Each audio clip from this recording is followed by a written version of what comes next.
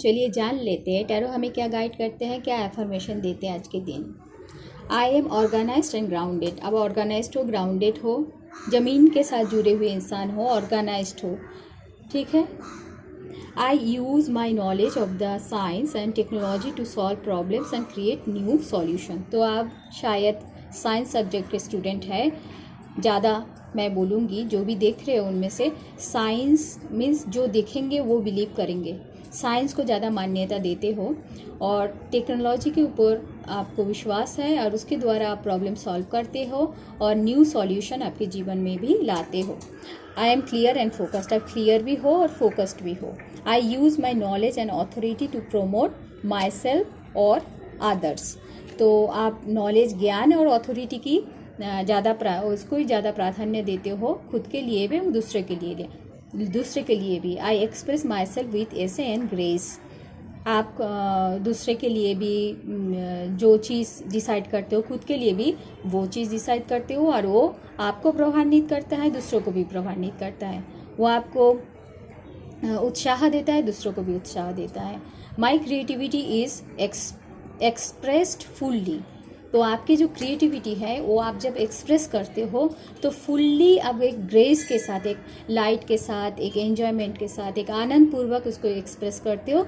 जो मेरे 100% मैंने दिया है तो 100% रिजल्ट आएगा। आप क्रिएटिव इंसान हो, ठीक है।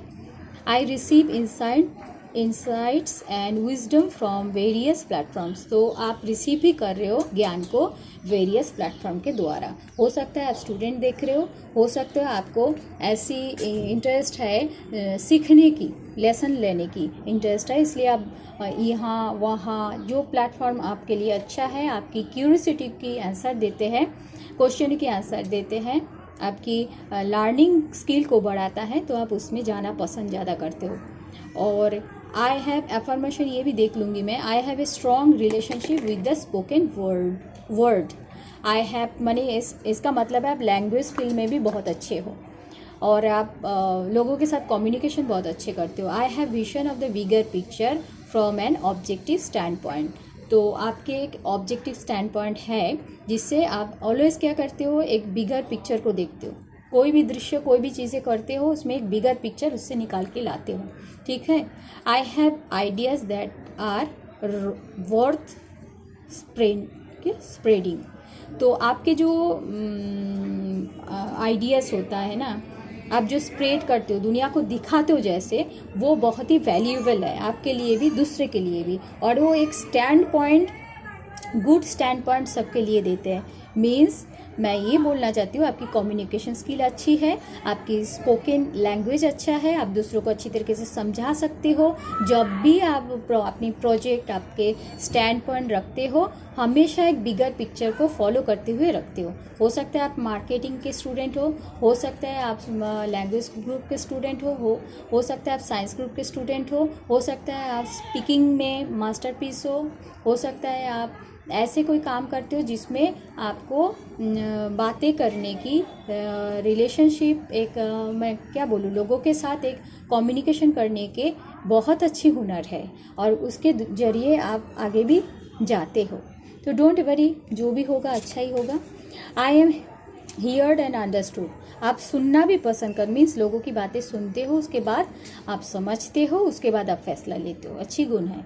I easily and honestly communicate what is on my mind. तो आप आपके मन के साथ भी, मीन्स इनर जो सोल है आपकी बहुत अच्छा है, साफ़ सुथरा है, उसमें कोई क्या बोलूँ, भेजाल चीज़ नहीं है, कोई डुप्लीकेट चीज़ नहीं है। मीन्स आपकी माइंड जो आपको डायरेक्शन देती है, दिल भी वही डायरेक्शन देता है। मीन्स दोनों में कोई बोझ नहीं है। फालतू के जो बोझ होते हैं ना, हमारी इमोशनल कंडीशन ख़राब होता है, हेल्थ इशू होती है, तो फालतू के चीज़ें वो आपके दिमाग में भी नहीं है, दिल में भी नहीं है।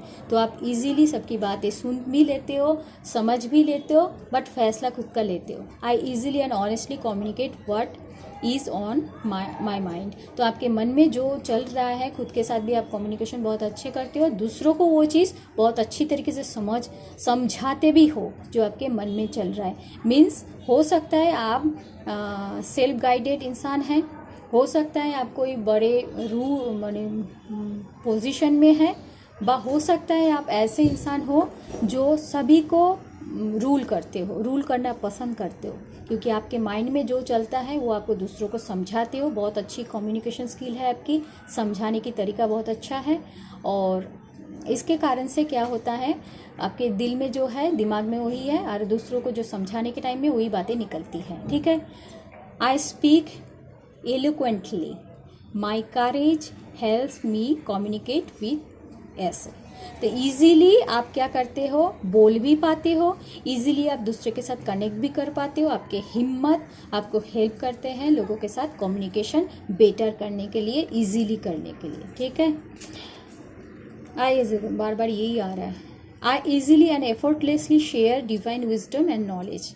तो आप डिवाइन को भी मानते हो, ठीक है, उनके ज्ञान को भी आपके दिमाग में उतारते हो, दिल से मानते हो, और इजीली एवं एफर्टलेसली, कोई आपको मेहनत करने की ज़रूरत नहीं पड़ती।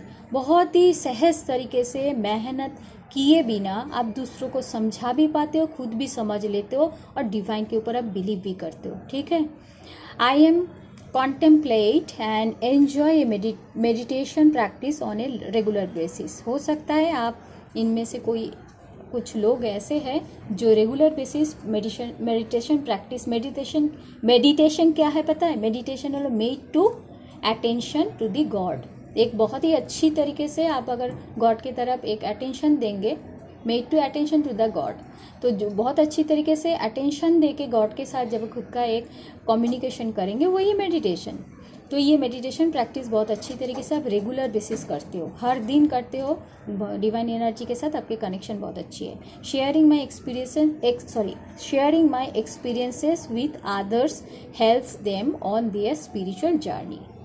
ठीक है। तो आप आपके एक्सपीरियंसेस, आपके जो अनुभव है वो दूसरे के साथ शेयर भी करते हो, और उनके भी हेल्प्स देम, और उनको हेल्प भी करते हो, सहायता करते हो ऑन देयर स्पिरिचुअल जर्नी। उनके स्पिरिचुअल जर्नी में आप उनको हेल्प भी करते हो। तो कोई स्पिरिचुअल पीपल भी देख रहे हैं मेरी ये video. I am motivated to be fit.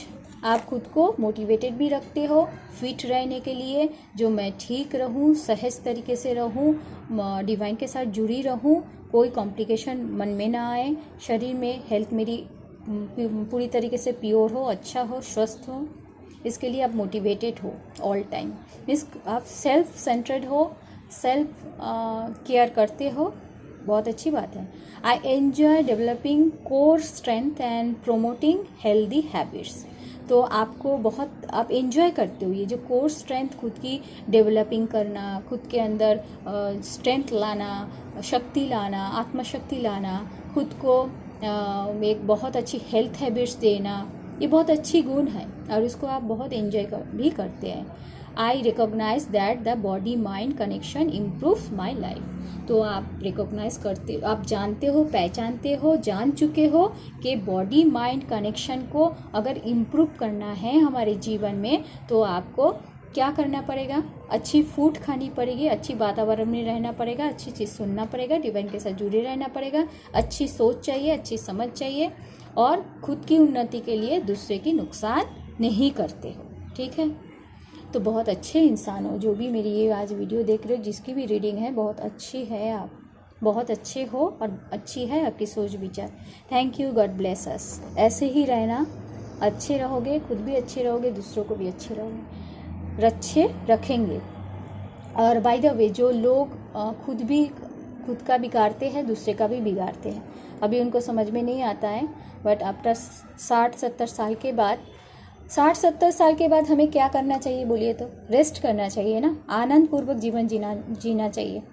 तो अगर उस टाइम पे किसी व्यक्ति को जेल जाना पड़े, गलत काम करना पड़े, तो इसका मतलब क्या हुआ?